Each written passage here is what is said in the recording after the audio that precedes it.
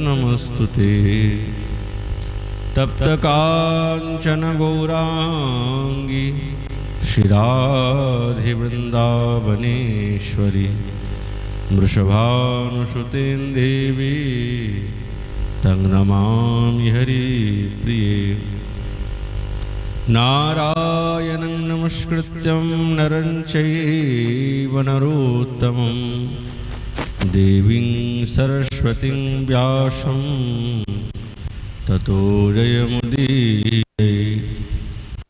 तुलसीकाननं यत्र यत्र पद्मवनानि च पुराणपठनं यत्र तत्र सन्निहितः हरिः।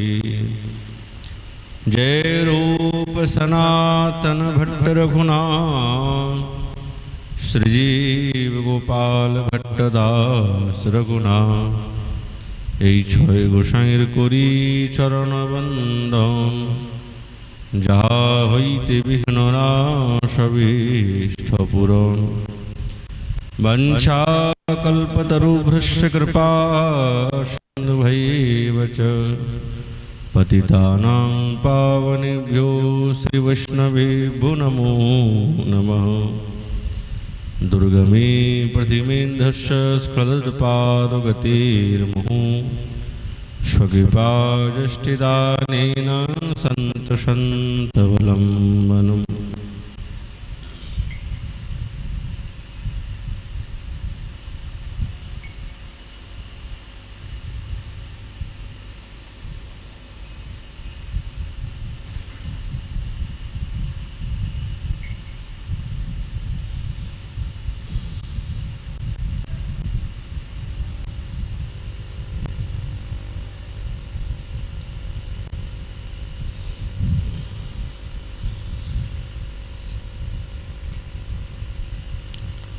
ओम नमो भगवते वासुदेवाय। श्री श्री विलाप कुसुमांजलि सुभग मृग मदनो खंड शुभ्रांशुबत्ते तिलकमिह ललाटे देवी मोदद्विधाय मसृण घूसृण चर्चाम् अर्पयित्वा च गात्रे स्तनयुगम् अपि गन्धै विचित्रं चित्रं किं करिष्ये। कलिजुग पावन अवतार नदिया बिहारी लाल श्री कृष्ण चैतन्य महाप्रभु तार अंतरंग प्रिय पार्षद गौड़ी आचार्य वर्ज श्रीपाद रघुनाथ दास गोस्वामी चरण तार विरचित श्री श्री विलाप कुसुमांजलि ग्रंथ रत्नेर संगे साक्षात्कार दिच्छेन।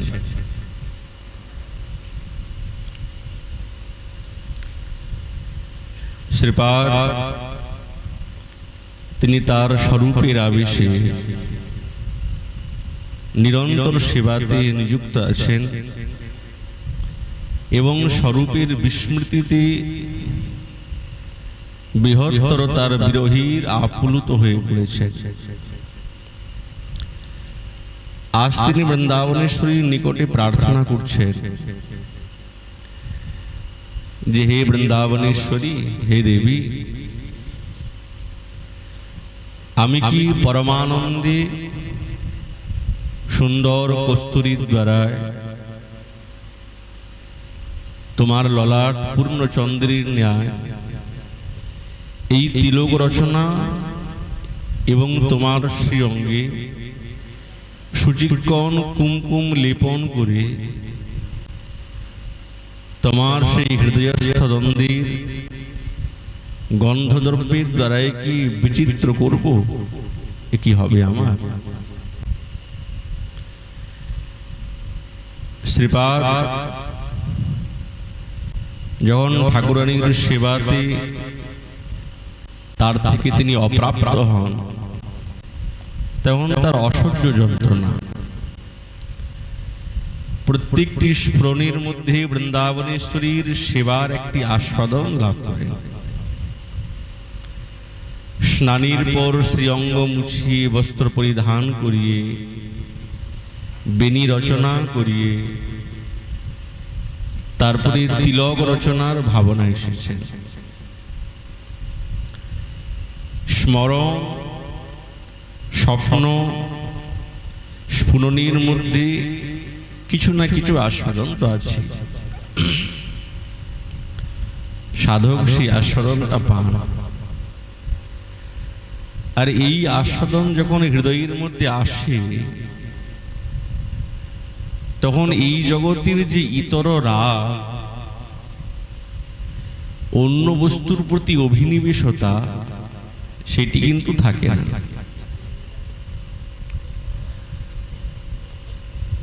উপাসনার উদ্দেশ্য হচ্ছেন সেইটি, সেবার ভাবনাই হচ্ছে সেইটি, যার দ্বারা ইতর রাগ যাতে হৃদয়ের মধ্যে না থাকে।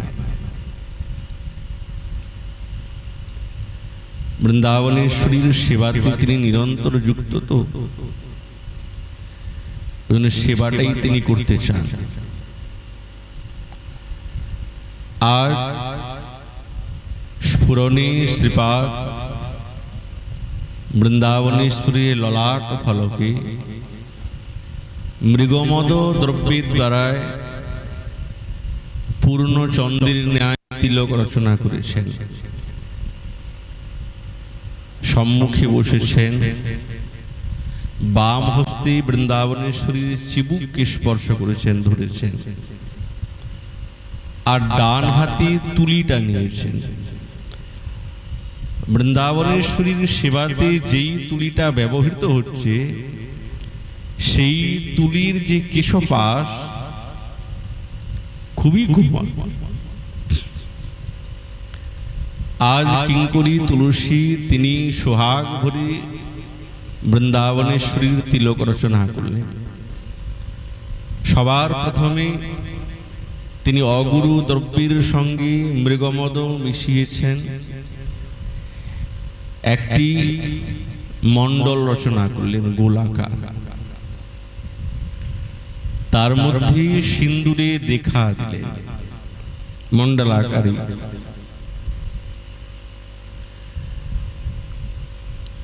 তার মধ্যে সেই সিন্দুরের রেখার দ্বারাই তিনি একটা সূক্ষ্ম এবং সুন্দর পদ্ম ফুল রচনা করলেন, ওই গোলাকার মণ্ডলের মধ্যে, বাইরে না। তার মধ্যে তিনি কর্পূর মিশ্রিত একটি চন্দনের ফোঁটা দিলেন। তাহলে চিন্তা করুন, ঠাকুরানীর ললাট ফলকে ছোট্ট গোলাকার, তার মধ্যে সিন্দুরের রেখা, সেই সুন্দরের দ্বারা আবার সুন্দর পদ্মফুল রচনা করলেন। আবার সেই তার পদ্মফুলের মধ্যে তিনি একটি মৃগমদ চন্দনের ফোঁটা দিলেন। এইটি হচ্ছেন বৃন্দাবনেশ্বরীর তিলক রচনা। কেন বৃন্দাবনেশ্বরীর তিলকটা তো আর ঊর্ধ্বপুণ্ড না, ঊর্ধ্বপুণ্ড তিলক হবে না। শ্যামসুন্দরীর হতে পারে, কিন্তু বৃন্দাবনেশ্বরীর ঊর্ধ্বপুণ্ড তিলক না। কেন ঊর্ধ্বপুণ্ড তিলক হলে মানানসই হবে না। ওই জন্য শ্রীপাদীর তিনি কিঙ্করী স্বরূপে ঠাকুরানীর এই রকম তিলক করছেন ললাটে। কত সুশোভন।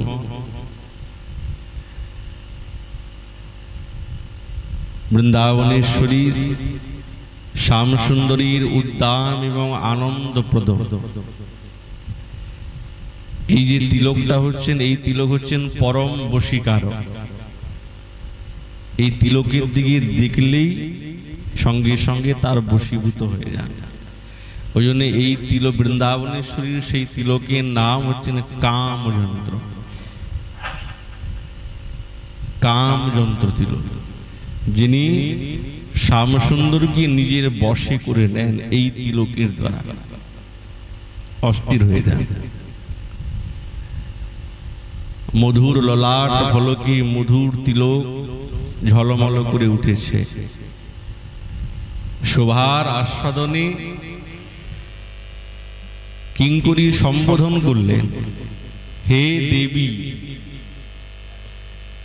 তাহলে এই দেবী শব্দের সম্বোধনের দ্বারা একটি বিশেষ কোনো অভিপ্রায় অভিব্যক্ত আছে, নাহলে দেবী কেন বললেন?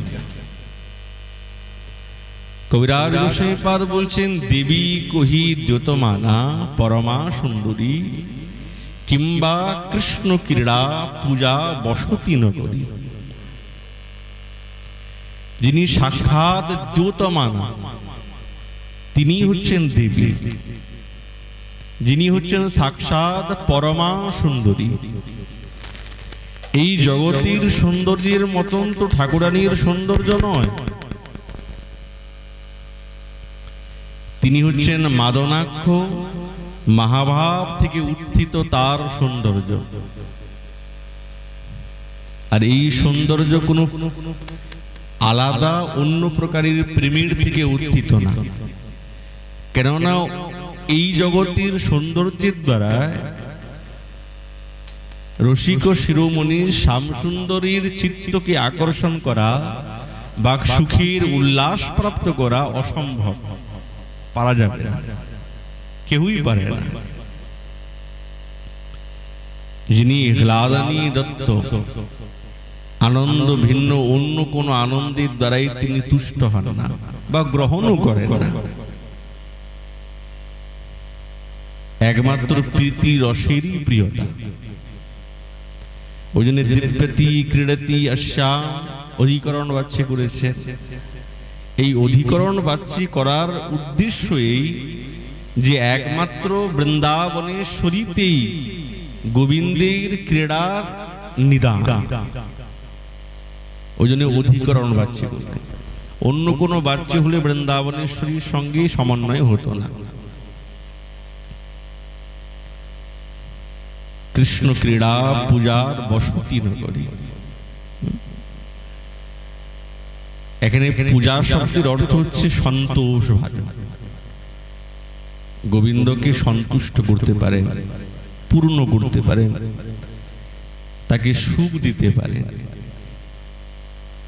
বৃন্দাবনেশ্বরী কৃষ্ণের সন্তোষের জন্য একমাত্র অনন্ত রসময়ীর তিনি হচ্ছেন ভান্ডার। কি নাই তার কাছে, কি নাই।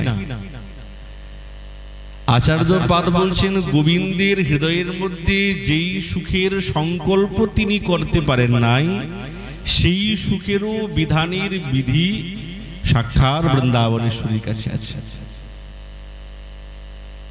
গোবিন্দের হৃদয়ের মধ্যে এখনো পর্যন্ত আসে নাই, কিন্তু সেই বস্তু বৃন্দাবনেশ্বরীর কাছে আছে আগের থেকে।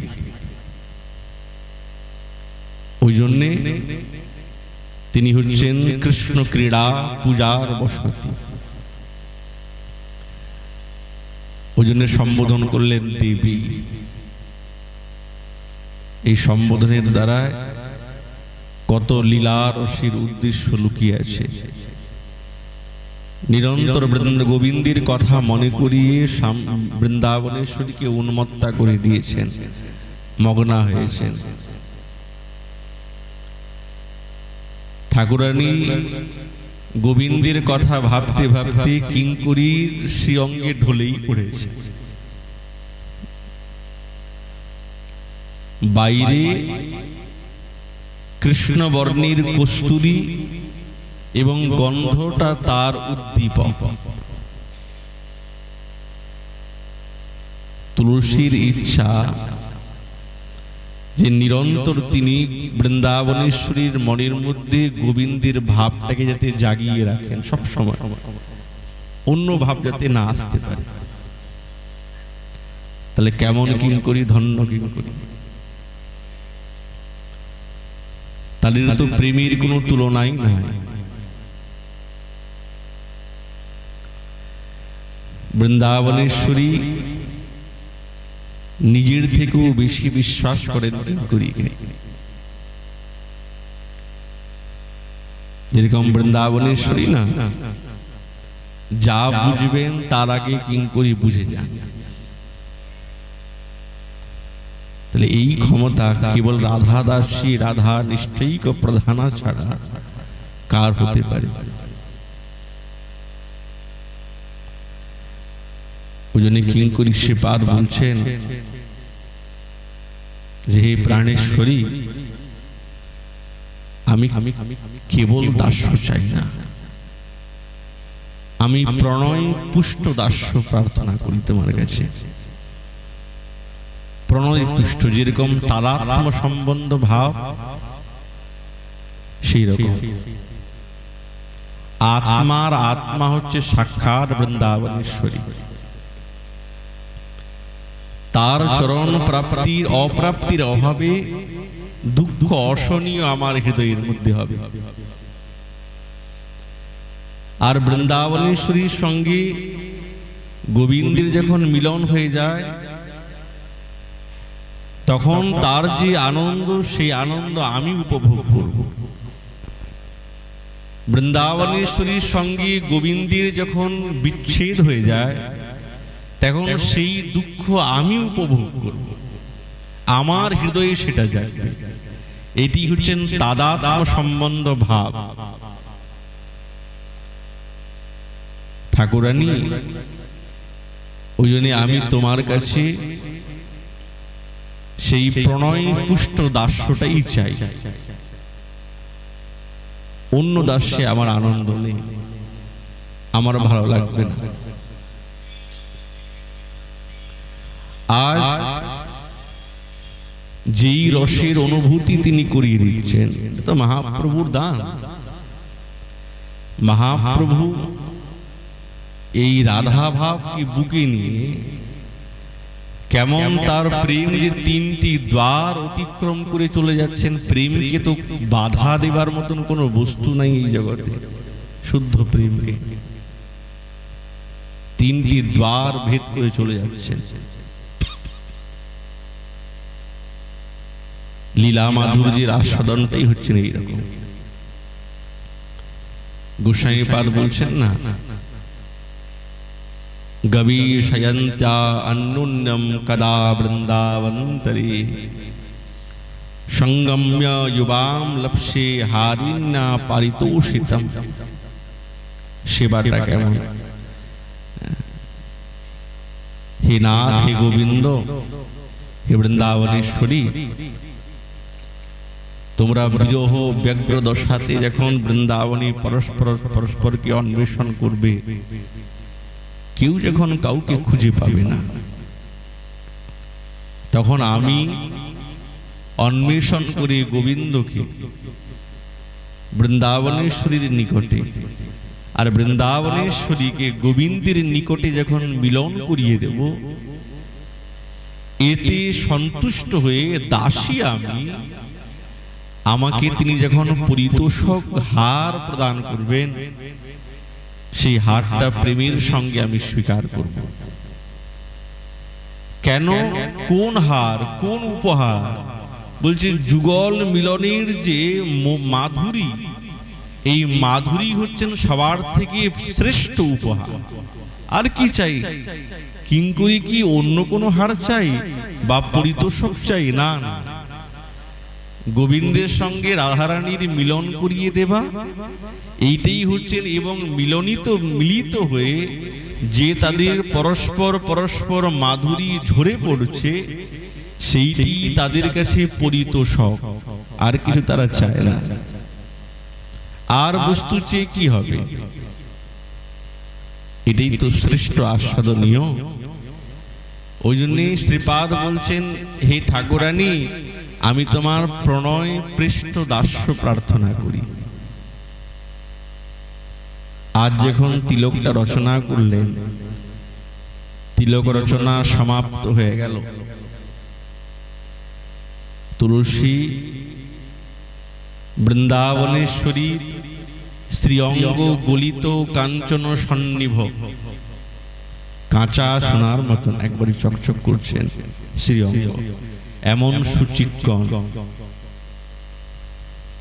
সেই শ্রীঅঙ্গে কুমকুমের চর্চা দিয়েছেন। এবং গন্ধদ্রব্যের দ্বারা বৃন্দাবনেশ্বরী হৃদয় স্বর্ণ ঘট সদৃশ দ্বন্দ্বিতে তিনি কি করলেন? একটা চিত্র কেলি মকরী রচনা করলেন সুন্দর। কালো কস্তুরী সেখানেও দিয়েছেন। আর সেই কস্তুরীটা কেন বারবার কালো কস্তুরী দিচ্ছেন?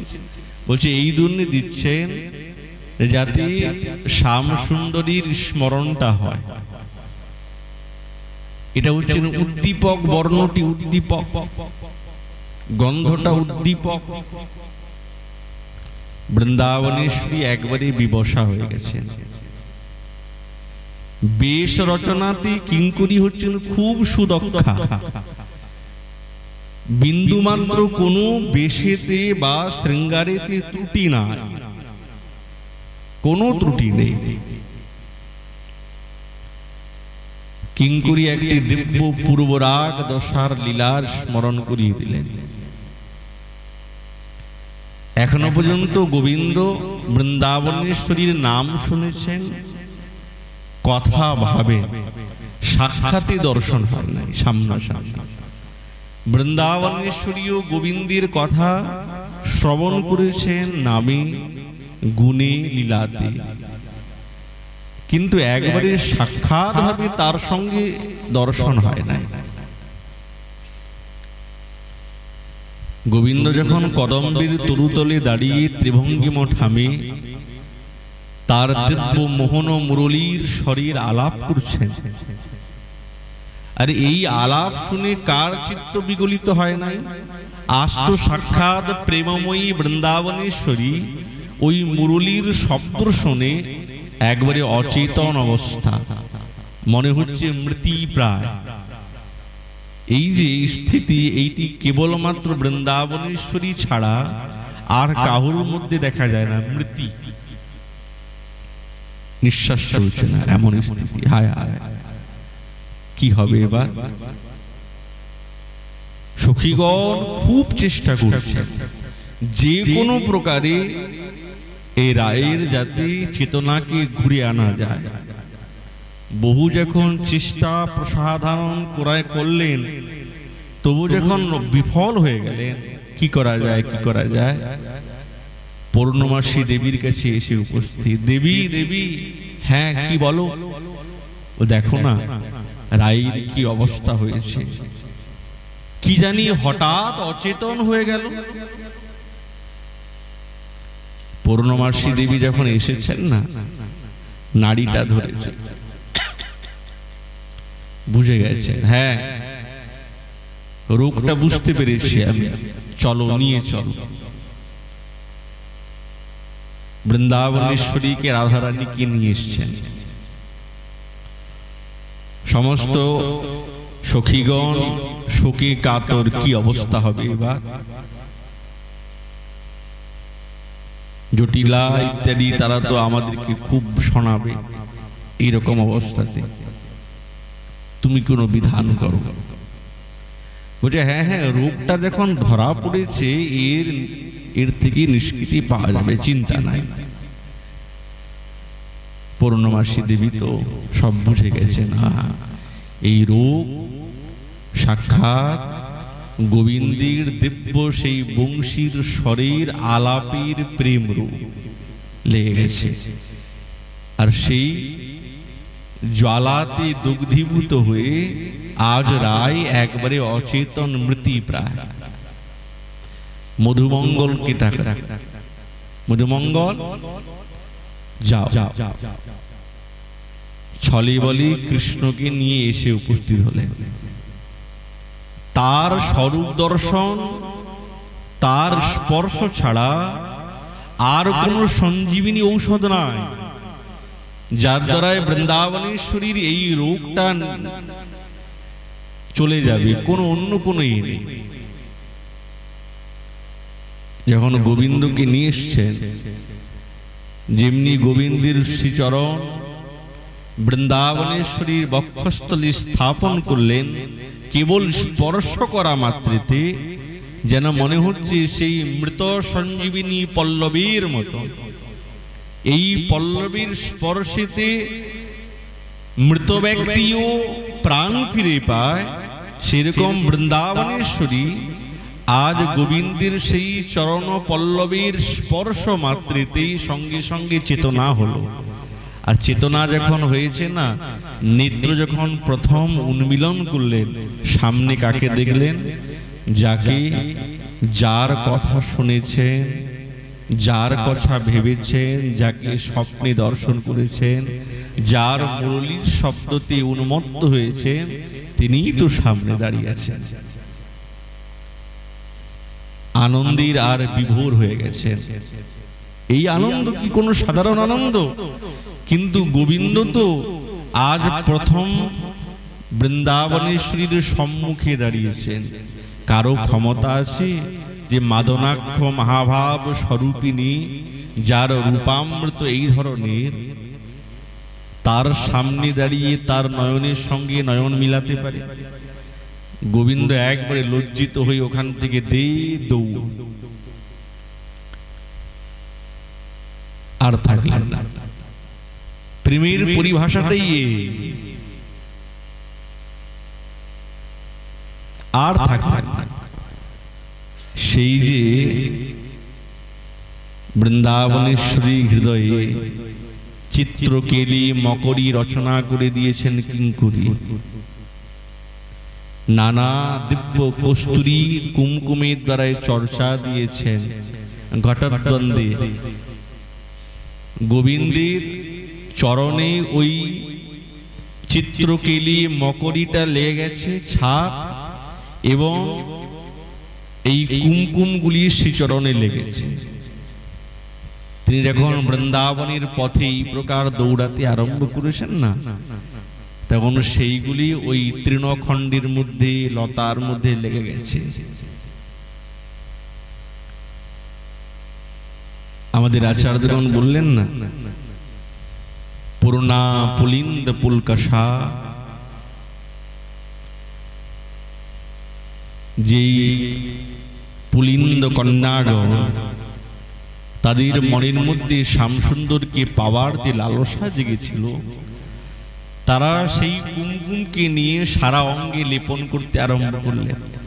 ওই এটা গোবিন্দের চরণের নয়, এটি সাক্ষাৎ বৃন্দাবনেশ্বরীর মাদনাক্ষ মহাভাব স্বরূপেতে স্পর্শিত হয়েছে এই চিত্রকেলি মকরী এবং কুমকুমের চর্চা গোবিন্দের শ্রীচরণে লেগেছে। তাই জন্য আজ সেই পুলিন্দ কন্যাগণ প্রাপ্ত করে নিজেকে শ্রেষ্ঠ এবং শোভিত বলে মনে করতে আরম্ভ করেছেন। এটাই তো বিশেষ। ওই জন্য শ্রীপাদ বলছেন, আমি কি সেই শ্রীমতীর চিত্তরূপী পটেতে আমি এই স্বরূপের ভাব কি আঁকতে পারবো? আমি কি তাকে সেই রাজ্যেতে নিয়ে যেতে পারবো? চিত্রাঙ্কর থেকে যখন বিস্ফূর্তি হয়ে গেল, স্ফূর্তির বিরাম হয়ে গেলেন, তখন বিরহ দুঃখে অনুভব করতে করতে ছটফট করছেন। ললাটে তিলক দিব মৃগমদ ভরে, কোটি পূর্ণিমার চাঁদ ঝলমল করে, মসৃণ কুমকুম সঙ্গে করিয়া অর্পণ, গন্ধ দ্রব্য স্তন যুগে করিয়া অঙ্কন। আর বৃন্দাবনেশ্বরীর কোন শৃঙ্গারটা শ্রেষ্ঠ নয়? প্রত্যেকটি শৃঙ্গার। সাক্ষাৎ গোবিন্দ বিশাখাকে ডেকে বলছেন, ও গো শোনো বিশাখা, তোমাকে একটা জিনিস বলি। কি বলো? বৃন্দাবনেশ্বরী রূপের কথা বলতে আরম্ভ করলেন। সময় জানিয়া ভানুর বালা, নিকষে যেমন চাঁদের মালা, পরিধান নীল পট্ট শাড়ি, অঞ্চলে বাঁধে নবকস্তুরী, চাঁচরে চিকুরে বাঁধি কবরী, শশী করে আলো চৌদিকে ঘিরি। বিশাখা শুনছেন, আর গোবিন্দ বলছেন, কেবল কি তাই, আরো শোনো, সিথাতে শোভিত সোনার সিথি, তাহাতে দুলিছে কনক মতি। কপালে সিন্দুর চন্দন বিন্দু, উদয় হইল অরুণ ইন্দু। নাসায় শোভিত সুন্দর বেশার, মৃগমদ বিন্দু চিবক উপর। কর্ণে শোভিত সোনার ফুলে, মুখে মৃদু হাসি আধয়ে বলে। কণ্ঠমালা কণ্ঠেতে ঘেরি, নীল মণিহার কাঞ্চুলি পরি। বাহুবন্ধ তাহি সোনার ঝাঁপা, কি শোভা হয়েছে দেখো গো বিশাখা। বিশাখা বলছে আমি তো জানি, তুমি ভালো করে দেখো। কিঙ্করী তো এইরকম সাজিয়েছেন কিসের জন্য? এই জন্যে সাজিয়েছেন যাতে গোবিন্দ সুখী হন। তার শৃঙ্গারের পরিপাটির উদ্দেশ্যটাই এই যে তিনি বৃন্দাবনেশ্বরীকে সাজিয়ে তাকে গোবিন্দের নিকটে উপস্থিত করাবে। ওই জন্য শ্রীপাদ এই ক্রমানুসারে সেবাটা করছে। ওই জন্য আজ আমাদের শ্রীপাদ গোপাল ভট্ট গোসাইপাদের বিরহ তিথি, তো ওনার বিষয়ে একটু আলোচনা করাটা অবশ্যই দরকার। কেন তাদের জীবন চরিতাবলীর দ্বারা আমাদের এই জীবনের ধারা মহাপ্রভুর যিনি পরম কৃপাকে লাভ করেছেন, ষড়গোস্বামী গণের মধ্যে অন্যতম শ্রীপাদ ছিল গোপাল ভট্ট গোস্বামী পাদ। আস্থার বিরহ মহামহোৎসব। আমাদের কোন আচার্যগণের জন্ম মহোৎসব কিন্তু হয় না, না, কেবল ঈশ্বর তত্ত্বেরই হয় বিরহ মহামহোৎসব। আর এই বিরহ মহামহোৎসব আমাদের দেখবেন গৌড়ীয়র মধ্যে বিশেষ বিখ্যাত। মহাপ্রভু যখন দক্ষিণ ভারতে গেলেন, কাবেরীতে স্নান করি দেখি শ্রীরঙ্গনা, স্তুতি প্রণতি করি মানিল কৃতার্থ, প্রেমাবেশে কইল বহু গান নর্তন। দেখি চমৎকার হইল সব লোকের মন। মহাপ্রভু শ্রীরঙ্গে যখন দর্শন করলেন না, দর্শন করে শ্রীরঙ্গে দেবে সুবিশাল সেই গগনভেদী দিব্য চূড়া, এই সমস্ত দর্শন করে মহাপ্রভু তার স্বরূপ তো একবারই আলাদা, সাক্ষাৎ তিনি ঈশ্বর। ওই মন্দিরের মধ্যে মহামন্ত্র করতে করতে উদ্দণ্ডে নৃত্য করতে আরম্ভ করলেন। দক্ষিণ ভারতের শ্রীরঙ্গে কেউ মহামন্ত্র শুনেনি না। আজ প্রথম মহাপ্রভুর মুখে এ বদনে এই হরিনাম শ্রবণ করে সকলে বলছে বাহ, বেশ সুন্দর তো। এখন শ্রীরঙ্গনাথের দর্শনে লক্ষ লক্ষ ভক্তজনের সমাগম, তার মধ্যে মহাপ্রভু এইরকম হরিনাম সংকীর্তন করতে করতে নৃত্য করছেন, আজার লম্বিত বাহু। সকলে রঙ্গনাথের দিকে না তাকিয়ে মহাপ্রভুর দিকে তাকাতে আরম্ভ করেছে। তো সেখানে ছিলেন আরো যে সমস্ত ব্রাহ্মণ পূজারীগণ ছিলেন, তারা মনে মনে ভাবছেন ইনি তো কোনো সাধারণ মানুষ বলে মনে হচ্ছে না, কোনো মহাপুরুষ হবে। যা মূর্তি খালি, এ তো মহাপুরুষ, সাক্ষাৎ ঈশ্বরের মতন মনে হচ্ছে। ওখানে ছিলেন বেঙ্কট ভট্ট। উনি দেখছেন কি ব্যাপার, এত লোকজনের সমাগম কি হচ্ছে দেখি, সব ভিড় ফিরে দেখুন গেলেন। দেখা মাত্রই বেঙ্কট ভট্ট একেবারে বিভোর হয়ে গেছে, যেন মনে হচ্ছে চিরকাল তপস্যা করেছেন এইরকম স্বরূপকে দর্শন করার জন্য, আজ যেন প্রত্যক্ষ তার সামনে দাঁড়িয়েছেন, আবার নৃত্য করছেন। তো বেঙ্কট ভট্ট সকলকে দূরে দূরে সরিয়ে দিয়েছেন, মহাপ্রভু নৃত্য করার জন্য সুযোগটা করে দিলেন। খুব নৃত্য করলেন মহাপ্রভু। বেঙ্কট ভট্টকে দেখে, তার ভাব দেখে সঙ্গে সঙ্গে বুকে জড়িয়ে ধরলেন। বেঙ্কট ভট্ট বলছেন, প্রভু আপনাকে দেখে তো মনে হচ্ছে আপনি কেউ সাধারণ নয়, আপনি একটু আমার গৃহে চলুন। মহাপ্রভু গেলেন। দক্ষিণ ভারতে তো কেউ পরিচিত নয়, আজ প্রথম পরিচয় হলো বেঙ্কট ভট্টের সঙ্গে। মহাপ্রভু শ্রীচরণ বিধৌত করলেন, ব্রাহ্মণ ব্রাহ্মণী দুইজনে, আর সেই জল পান করলেন। আজ ভট্টের গৃহে কি আনন্দ! মহাপ্রভু বেঙ্কট ভট্টের গৃহে যখন আগমন করেন তখন প্রায় 1511 খ্রিস্টাব্দ হবে। বেঙ্কট ভট্টে দুইজন ভাই ছিলেন, এক হচ্ছেন ত্রিমল্ল ভট্ট, আর এক হচ্ছেন প্রবোধানন্দ সরস্বতী পাদ। বেঙ্কট ভট্টই হচ্ছেন ভাই।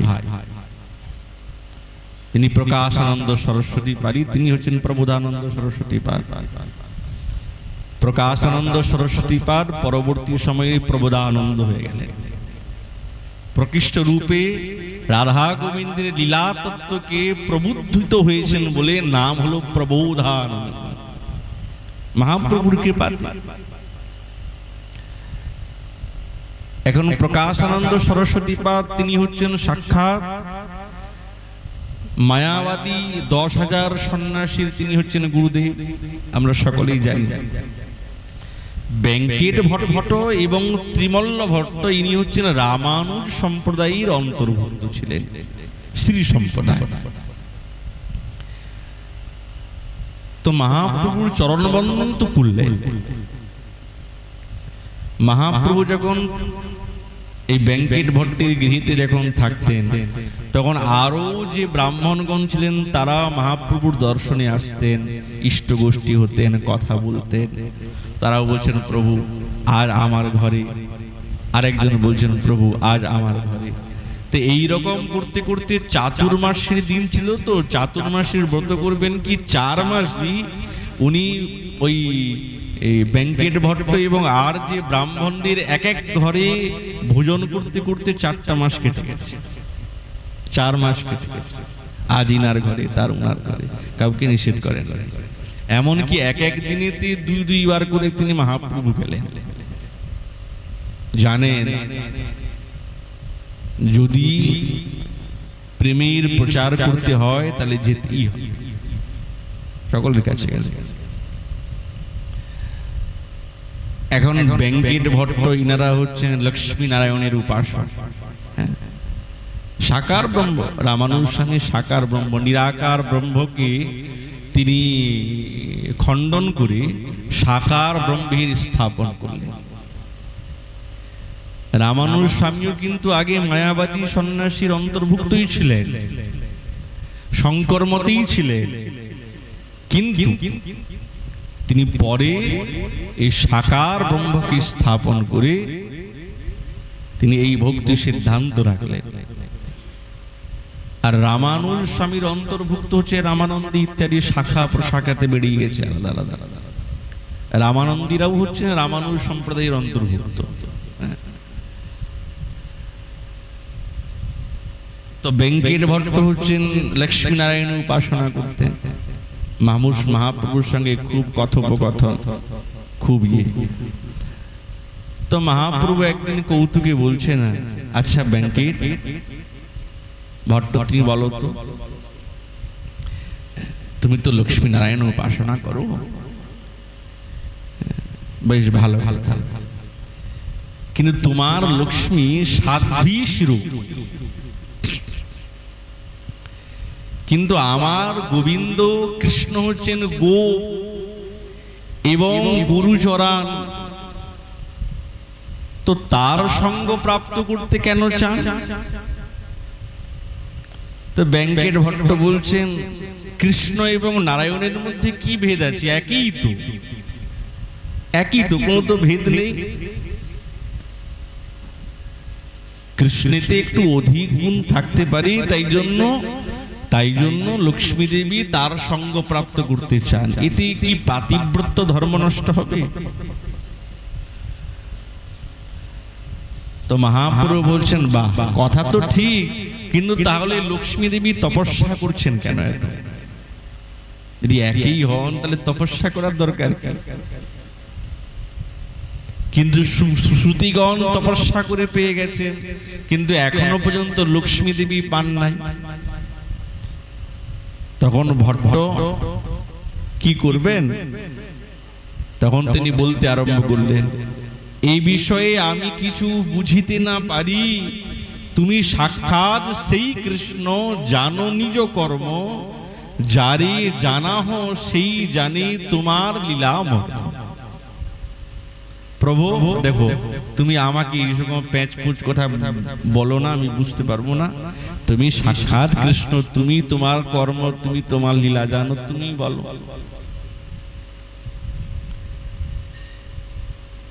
প্রথমে মহাপ্রভু লক্ষ্মী নারায়ণের খুব স্তুতি গান করেছে, খুব স্তুতি গান। কাউকে যদি বুঝাতে হয় না, তো আগে তার স্তুতি গান করতে হবে। যখন মনটা খুব একবারে ওতপ্রোত রূপে গলে যাবে, এবার আপনি যেই ছাঁচেতে তাকে রাখবেন সেই রকম আকৃতি ধরে নেবে। ব্যাংকের ভট্টকে যদি প্রথমেই মহাপ্রভু গোবিন্দের কথা বলতেন, তো উনি ধরতে পারতেন না, কেননা সারা জীবন তো তিনি লক্ষ্মী নারায়ণের উপাসনা করেছেন, তাকে ইষ্টদেবী বলে মনে করেছেন। ওই জন্য মহাপ্রভু আগে লক্ষ্মী নারায়ণের খুব স্তুতি গান করলেন। এবার বলছেন, শোনো, গোবিন্দ এবং নারায়ণ এক না। গোবিন্দের মধ্যে এই 4টি মাধুরী আছে, যেই মাধুরী নারায়ণেতে সাক্ষাৎ নারায়ণেতেও নেই। কিন্তু শ্রুতিগণ কেন পেলেন?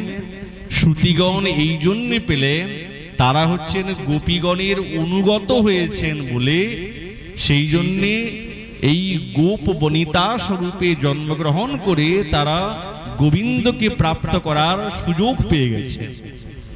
কিন্তু লক্ষ্মী দেবী তিনি এই গোপীগণের অনুগত না হওয়ার কারণে তিনি এখনো পর্যন্ত গোবিন্দকে পান নাই।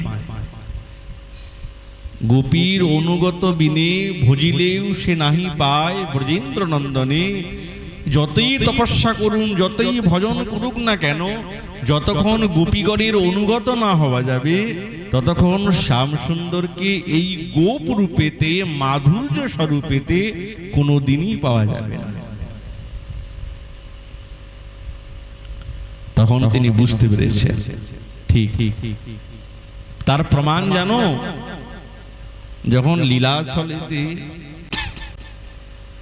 গোবিন্দ অন্তর্হিত হয়ে গেলেন, তো গোপীগণ অন্বেষণ করতে আরম্ভ করছেন, কুঞ্জ থেকে কুঞ্জান্তর কোথায় গেলেন।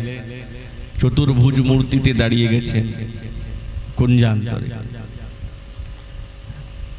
ললিতা, সখিয়া ইত্যাদি সকলেই আগে আগে দর্শন করে করে প্রণাম করে করে চলে গেছেন। দণ্ডবাদ, জয় হোক নারায়ণ ভগবান, জয় হোক সত্যনারায়ণ ভগবান, তুমি আমাদের কৃপা করো, প্রণাম করছেন।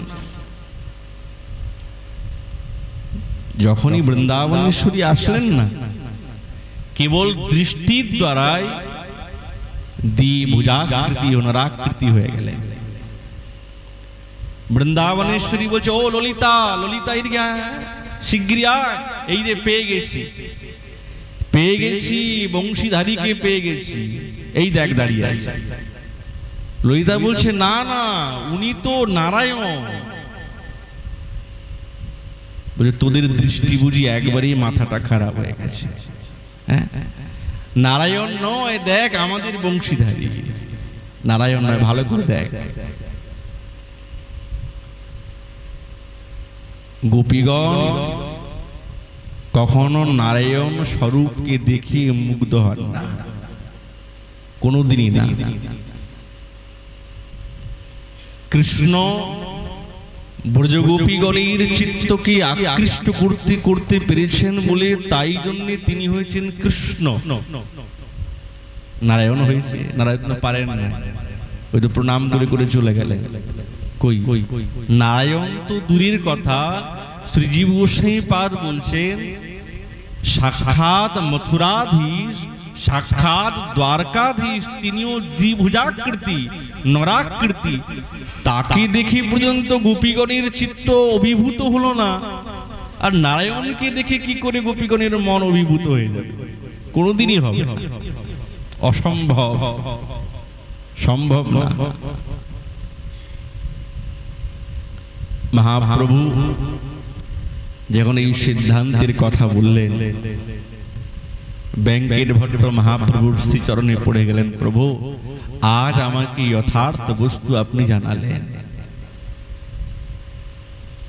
তারপর থেকেই তিনি এই রাধা গোবিন্দের যুগল উপাসনাতে এসে গেলেন। মহাপ্রভু যখন বেঙ্কট ভট্টের গৃহীতে 4 মাস ছিলেন, তখন বহু কৃষ্ণ কথা। বেঙ্কট ভট্ট কম বিদ্বান নয়, প্রকাণ্ড বিদ্বান ছিলেন। ওনার একমাত্র পুত্র, যার নাম হচ্ছেন গোপাল ভট্ট।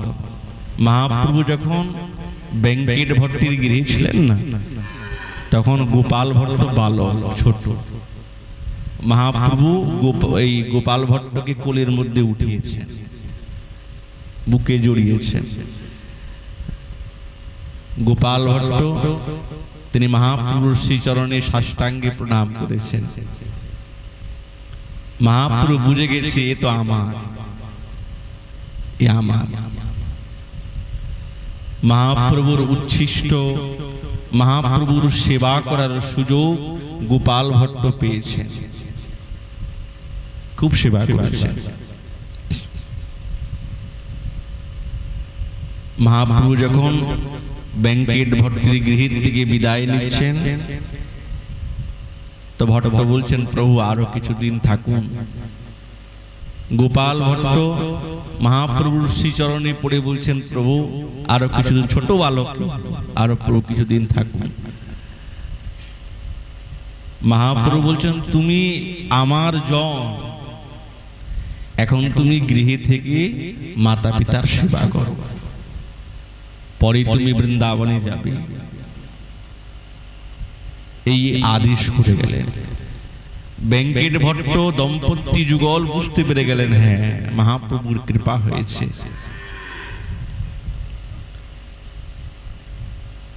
কিছু সময়ের মধ্যেই গোপাল ভট্ট গোসাই পাদ বেদ বেদান্ত অলঙ্কার শাস্ত্র ইত্যাদিতে পারঙ্গত হয়ে গেলেন।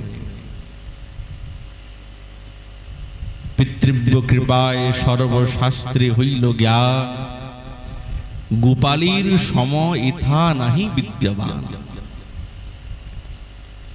আচার্য পাদ বলছে, এত প্রকাণ্ড বিদ্বান গোপাল ভট্ট গোসাই পাদ, সব শাস্ত্রীতে পারঙ্গম। মহাপ্রভুর চরণ দর্শনের বড় অভিলাষ জেগে গেছে। যিনি একবার দর্শন করেছেন, যিনি একবার সেবা করেছেন, আর কি তার থাকা যায়? ছটফট করেন, কবে মহাপ্রভুর দর্শন পাবো। আর গৃহতা অনুকুন্তু, মাতা পিতা তারাও তো মহাপ্রভুরই আশ্রয়ী, তারাও তো মহাপ্রভুর কথা ভাবেন, চিন্তন করেন, বিরোধী তো না। মাতা পিতা যখন বৃদ্ধ হয়ে গেলেন, গোপাল ভট্টকে ডেকে বলছে, গোপাল আমাদের অন্তের পর তুমি কিন্তু বৃন্দাবনে যাবে, মহাপ্রভুর আদেশ। যখন পিতা মাতার দেহান্ত হয়ে গেল,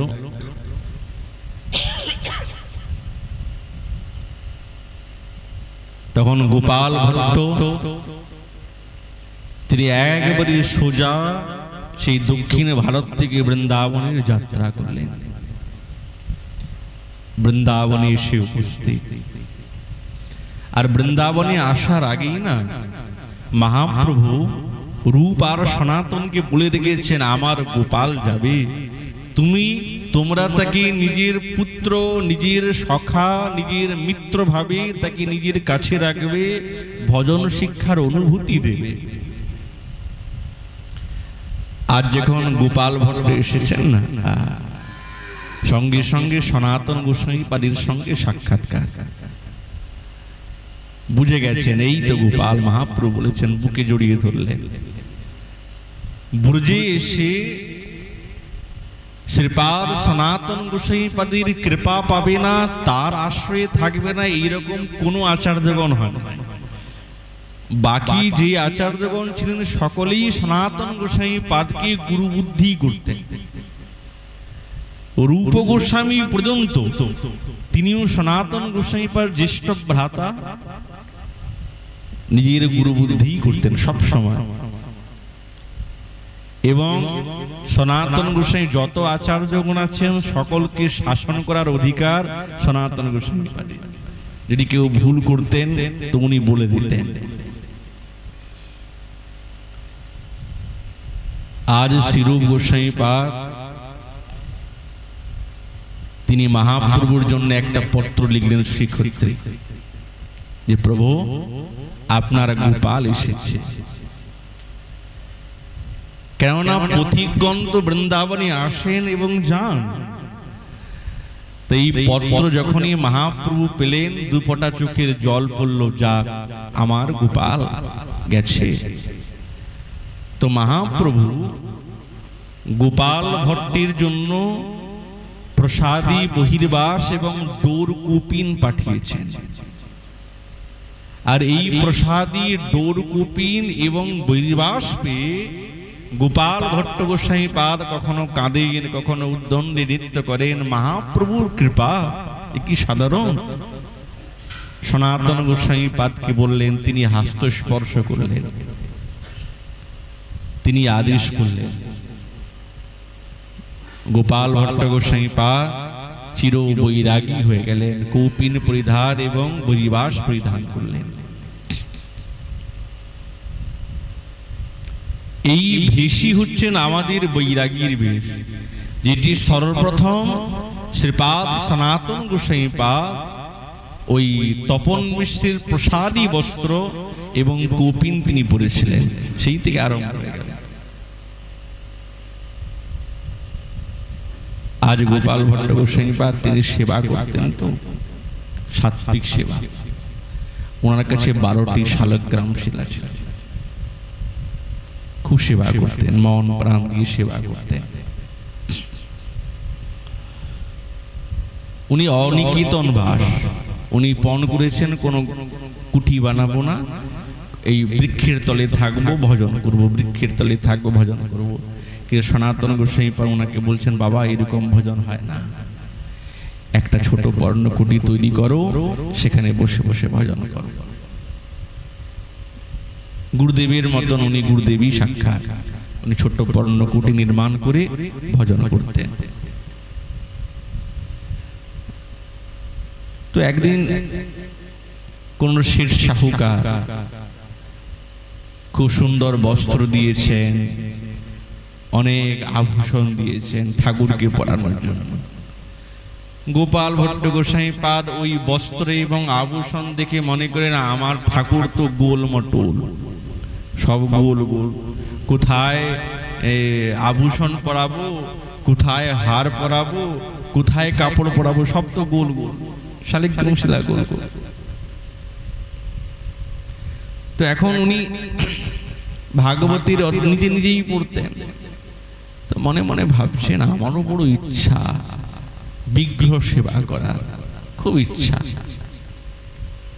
কিন্তু ইচ্ছা তো হয়েছে, কিন্তু আমার কাছে তো নাই, কাকে এই কাপড় পরাবো, কাকে এই আভূষণ পরাবো, আমি তো বুঝতে পারছি না। মনে মনে ভাবছেন যে আমার মধ্যে বুঝি প্রেম নাই, তাহলে তো ঠাকুর এসে আমাকে শৃঙ্গারের বা সেবার একটা সুযোগ দিতেন। আমার বুদ্ধি সেই রকম প্রেম নাই। কেমন দেখো তো, প্রহ্লাদ মহারাজ, তার কত প্রেম তার প্রেমের কারণে ভগবান নরসিংহ রূপেতে অবতীর্ণ হতে পেরেছেন, তাহলে কি আমার প্রেম নেই? আমার এই বস্ত্রকে পরিধান করার জন্য, এই আভূষণকে পরার জন্য কি ভগবান আসবেন না, গোবিন্দ আসবেন না? সারা রাত কেঁদেছেন। আচ্ছা, উনি কি করতেন? বৃন্দাবনে বাঁদরের উৎপাত তো খুব। এখন শালিগ্রাম শিলা তো দেখতে কালো জামের মতন, সব গোল গোল, তো উনি ঝুড়িতে ঢাকা দিয়ে রাখতেন। আর যেখানেই যেতেন, বৃন্দাবন ছাড়া তারা কোথাও যান না, বেশি কমই গিয়েছেন, একবারই মাত্র গেলেন। তো উনি ওই ঝুলার মধ্যে শালিগ্রাম শিলা নিয়ে যেতেন সবসময়। যেখানে বসতেন, যেখানে থাকতেন, সেখানে শালিগ্রাম বের করে একটা ঝুড়ি ঢাকা দিয়ে দিতেন, বাঁদরে যাতে না নিয়ে যায়, কালো জাম মনে করে ঝুড়ি ঢাকা দিয়ে রেখেছেন। সারা রাত গোপাল ভট্ট গোস্বামী পাদ কেঁদেছেন বিরহেতে, সেবা থেকে আমি বঞ্চিত, আমি সেবা করতে পারবো না। যেখানে বিরহ আছে না, সেখানে প্রেম আছে, যেখানে বিরহ নাই, সেখানে প্রেম নেই। সেই 12টি শালিগ্রাম শিলার মধ্যে একটি শালিগ্রাম শিলা থেকে সাক্ষাৎ ত্রিভঙ্গম মূর্তি আর সেই রকম দিব্য স্বরূপে বিগ্রহ প্রকটিত হয়ে গেলেন। যখন ঝুড়িটা খুলেছেন সকালবেলা, তো দেখছেন 12 শালিগ্রামের মধ্যে একটি শালিগ্রাম ত্রিভঙ্গ রূপেতে গোবিন্দের দিব্য মূর্তি রূপেতে প্রকাশ হয়েছে। আনন্দে আত্মহারা, বাহ, তাহলে আমার প্রেম বুঝি বাস্তব। কখনো বুকে ধরেন, কখনো নয়নজলে অভিষিক্ত করেন, দৌড়ে গেলেন শ্রীপাদ শ্রীরূপ সনাতন গোস্বামী পাদের কাছে, তাদের কাছে এই নিবেদন করলেন। আচার্য পাদের বদন থেকে একটাই শব্দ বলে, বাহ, জয় হোক শ্রী রাধা রমন লালজি। গুরুদেব যখন বলেছেন, বাহ বাহ, তাহলে আমার প্রাণীর ঠাকুর রাধা রমন লাল রূপ সনাতন গোস্বামীর বদন থেকেই বেরিয়ে গেলেন। অভিষেক করলেন, আর সেই বস্ত্র পরালেন, সেই আভূষণ পরালেন, সাত্বিক সেবা আর প্রেমের সঙ্গে সেবা করতে আরম্ভ করলেন। যখন গোপাল ভট্ট গোস্বামী পাদ সাহারনপুরে হরিনাম প্রচারে গিয়েছিলেন, আসার সময় না গণ্ডকী নদীর থেকে ওই 12টি শালিগ্রাম শিলা নিয়েছিলেন। তো আসার পথে দেববন্ধ গ্রামে এসে উপস্থিত হলেন। রাত্রিকাল, প্রায় সন্ধ্যা হতে চলল, ঝঞ্ঝাবাতি বৃষ্টি। কোথায় থাকবে? দেখছেন এক ব্রাহ্মণ দম্পতির ঘর এসে উপস্থিত। ব্রাহ্মণ দম্পতি গোপাল ভট্ট গোস্বামী পাদের এই বিভূতি দর্শন করে প্রণাম করলেন, আসুন আসুন মহারাজ। তো এই ব্রাহ্মণ দম্পতির গৃহেতে গোপাল ভট্ট গোস্বামী পাদ 1 মাস ছিলেন। আর ইনারা এমন ভাবে সেবা করেছেন, এমন ভাবে সেবা করে, এনারা অপুত্র ছিলেন, কোনো সন্তান নেই। তো প্রণাম যখন করলেন, বলছেন, ঠাকুর আমাদের তো কোনো সন্তান নেই। তাদের সেবাতে যখন প্রসন্ন হলেন, গোপাল ভট্ট গোস্বামী পাদ বলছে, শোনো, তোমাদের শ্রেষ্ঠ কৃষ্ণ ভক্ত সন্তান হবে। ব্রাহ্মণ প্রভু বলছেন, গুরুদেব, আমার প্রথম সন্তান আপনার সেবাতে নিযুক্ত করব। ওখান থেকে যখন চলে এসছেন, তারপরেই তো রাধারমণজির প্রকট হলেন। তো একদিন যমুনাতে স্নান করতে যাবেন, প্রায় 10-11 বছর হয়ে গেছে। তো দেখছেন ফিরে যখন কুটির দরজার পাশে এক বালক বসে আছে। কে তুমি? প্রণাম করে, সাষ্টাঙ্গে প্রণাম করে বলছেন, গুরুদেব, আপনি তো আমাকে চিনতে পারবেন না, কিন্তু আপনার মনে পড়ে আপনি যখন সেই সাহারনপুরে গিয়েছিলেন দেববন্ধ গ্রামে, সেখান থেকে এসেছি। তোমার পিতা কি ব্রাহ্মণ? হ্যাঁ হ্যাঁ, আমার পিতা ব্রাহ্মণ। মনে পড়ে গেল, আমি তারই পুত্র, আমার নাম গোপীনাথ। আপনাকে পিতা মহারাজ বলেছিলেন আপনার সেবাতে দেবেন।